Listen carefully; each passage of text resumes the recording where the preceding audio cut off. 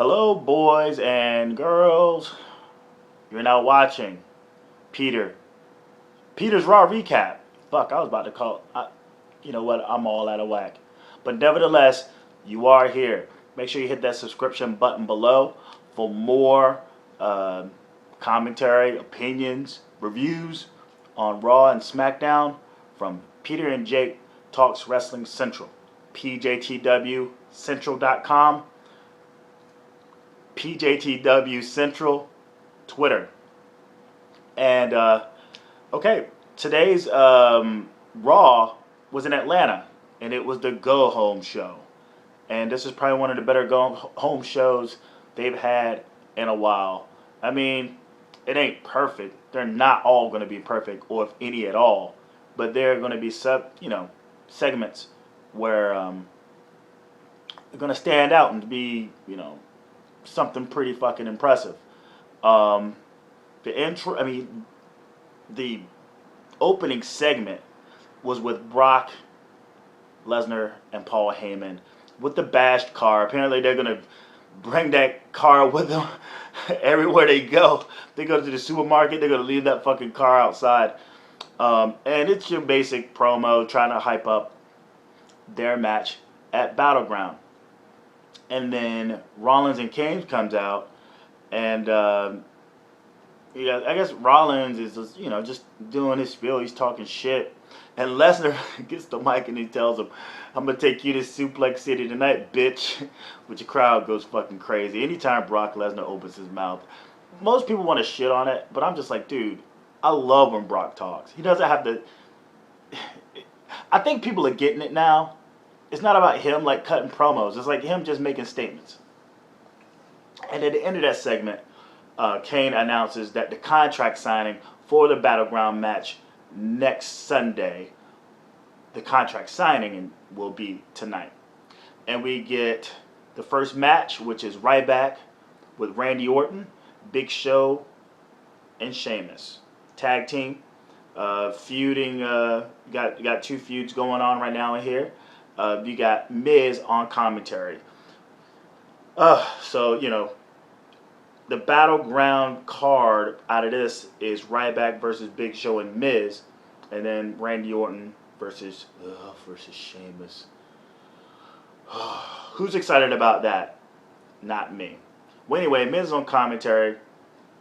And I guess this is something where it seems like they're finally aligning Ryback with people. Like on Thursday, they aligned him with Roman Reigns. This week, they aligned him with Orton. And Ryback did one hell of a job in this match. Like, it was the Ryback show to a certain degree. And to see him and Orton together, Ryback KO, anybody? Ryback KO? Well, anyway, it's a pretty decent match. Even when Sheamus and Orton got in, I think they all went out. They all did their pulled their share of weight, and Ryback wins with the big splash. I like that big splash move actually. I like it a lot. I mean, shell shock is one thing, but it's like something different, it's something fresh, and it's the ultimate babyface move to do. The big splash, ultimate babyface. So Ryback, he continues his momentum. Again, I see him retaining the belt at Battleground. But Bray Wyatt's coming out for a match. He gets ambushed by Reigns. He hits Reigns in the face with the lamp. And that moves on their feud. The Bella Twins with Alicia Fox, apparently they cut a promo in the ring. And y'all know how I feel about the Bella Twins and this whole charade. Like, I'm not going to give a shit about this Divas division until after Nikki drops the strap, or not necessarily drop the strap, but when her title reign ends by beating AJ's, then things can get interesting.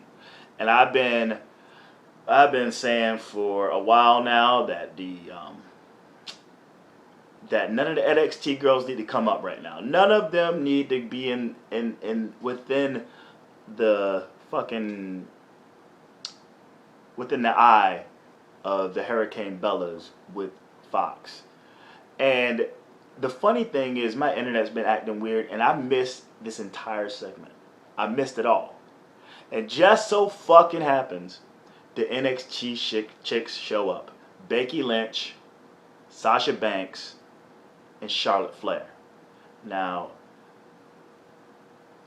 I will only have to go back and see what happens. I ended up catching the ass end of basically the Bellas retreating with Fox. And the NXT girls in the ring sort of celebrating. So we'll see what happens with this. We'll see.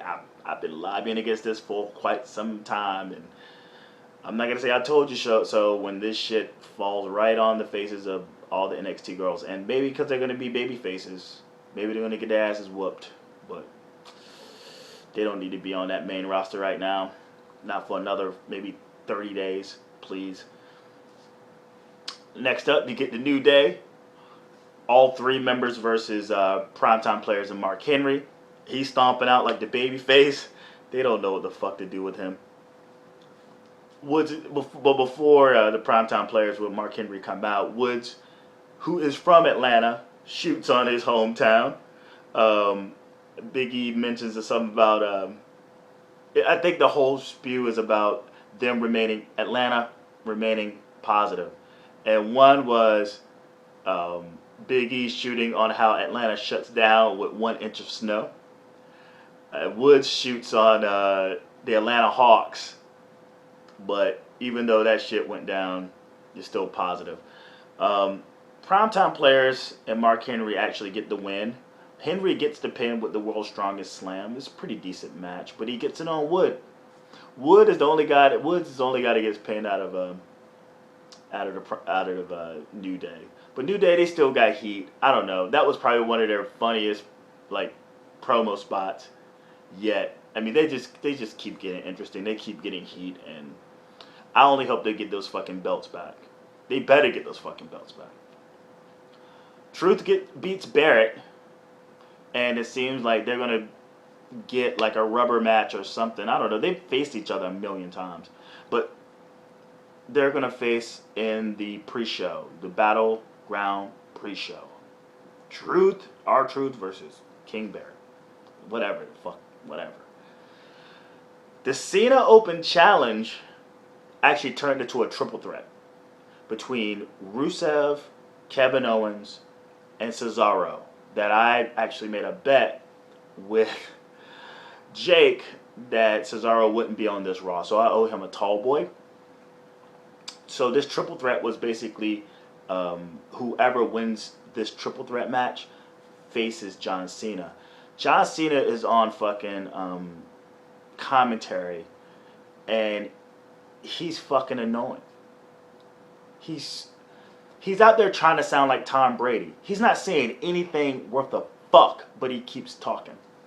But anyway, during the match, which is a pretty fucking great match, big spots and all that shit, Kevin Owens hightails it out. It's like, fuck this, I got him Sunday. And then it turns into just Cesaro versus Rusev, which Rusev wins with a kick to the sternum. After Cesaro goes all out, man. I mean, this was the Cesaro show. It really was. So after that, Cena comes in, and it's basically like double turn material, because you got the big bad heel who's all hurt up after like battling for fucking like 30 minutes damn near. Now you got to face Cena, who's the face.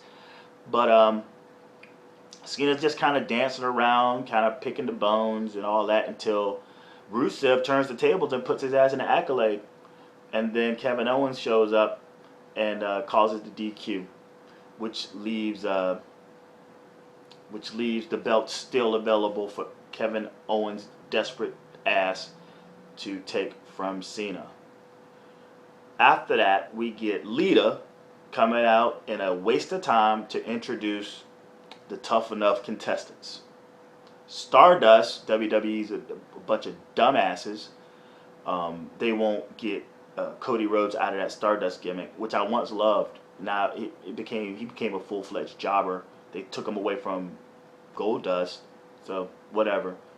They now his dad is dead, and this is his first appearance since the death of Dusty Rhodes, and he shoots a package. I thought the little graphic they did to sell the match between two superheroes, like the whole like graphic, like comic book graphic, I thought it was pretty cool. But you get Stardust versus Neville, and Stardust wins with a handful of tights, and then the wrong music comes on. Neville music comes on at first, and then it goes to Stardust. But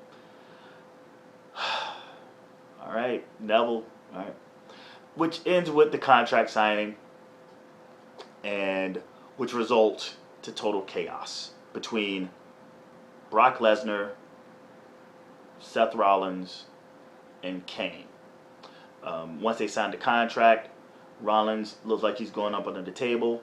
Come to find out that Axe Handle is there, which is revealed by Brock Lesnar. And then Brock attacks, but then the numbers game takes over. And then,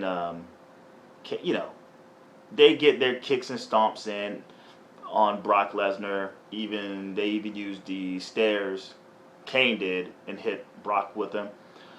But then the momentum changes, and the Beast, Brock Lesnar, gains advantage. He F5 the fuck out of Kane on the outside. Rollins fucking takes off, and then Brock drops the steps. He sets up Kane with his leg on the fucking steps, and he drops the head steps on the bottom steps onto Kane's leg. I actually thought he hit him. I mean, he caught the corner of the thing. It looked pretty gruesome, but he didn't touch him at all. But it still looked good, though. The way Kane even like screamed in pain. It's all pretty convincing stuff.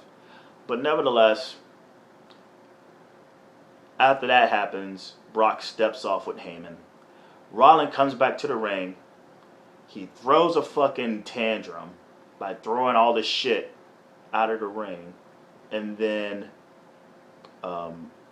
shoots that he's going to beat Brock Lesnar. Then he shoots on Kane for drawing up that plan, and then he stomps the injured leg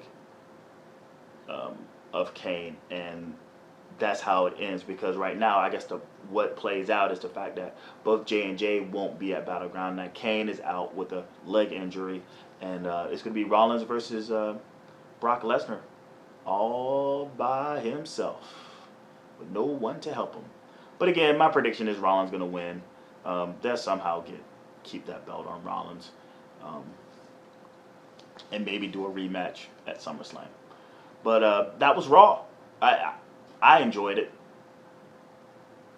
I'm gonna go back and watch the little Diva segment and see what happens with the NXT girls. But yeah, make sure you tune in this Wednesday around 9 o'clock. Jake will be out of town. Hopefully I will have my friend Matt fill in, and we're going to give you the full review. Well, it's going to be more of a conversation about Raw. And so yeah, hit that subscription button below.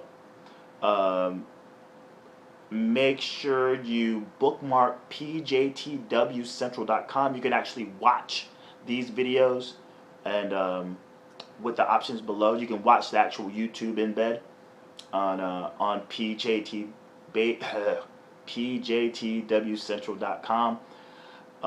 My Twitter handle, I have two of them. You have pjtwcentral, and you have Ellen Japanese, which is LINJAPANESE, which is also the SoundCloud, which is also